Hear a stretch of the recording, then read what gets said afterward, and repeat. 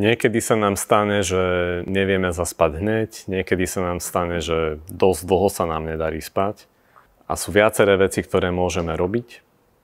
Ak ste veľmi prestimulovaní, rozhorúčení, veľmi veľa myšlienok vám víri v hlave, veľmi silná nementálna technika na spacifikovanie takéhoto stavu je to, že si môžete priložiť studený obklad na pečeň, to znamená pod pravé rebro, napríklad nejakú zmrazenú fľašu od šampóna cez textil.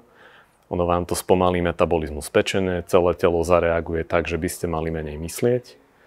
Toto môžete robiť aj tak, že ležíte na posteli.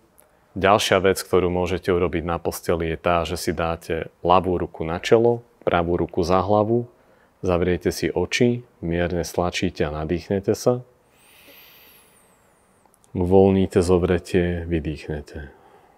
Stlačiť nádych, uvoľniť výdych.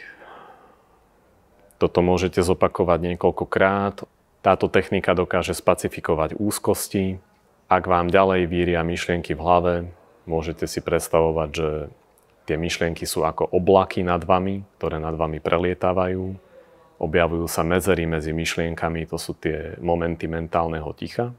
A keď si predstavíte, že vy nie ste tie myšlienky, to sú ako oblaky, tie myšlienky sú ako informácie, ale nie ste to vy, lepšie sa viete od nich odpojiť, lepšie sa viete od nich odstrihnúť, môže vám to pomôcť skôr zaspať. Ak vám takéto problémy pretrvávajú a dejú sa často, tak vám odporúčam riešiť to aj počas dňa. Riešte tie problémy vtedy, keď nastanú, kedykoľvek počas dňa, keď si to upratujete v hlave, ono vás to nepreplieska potom v noci. A také nejaké ďalšie odporúčania, ktoré by ste mohli robiť, sa volajú ako zásady spánkovej hygieny. Takže skúste ich aplikovať a budete lepšie spať.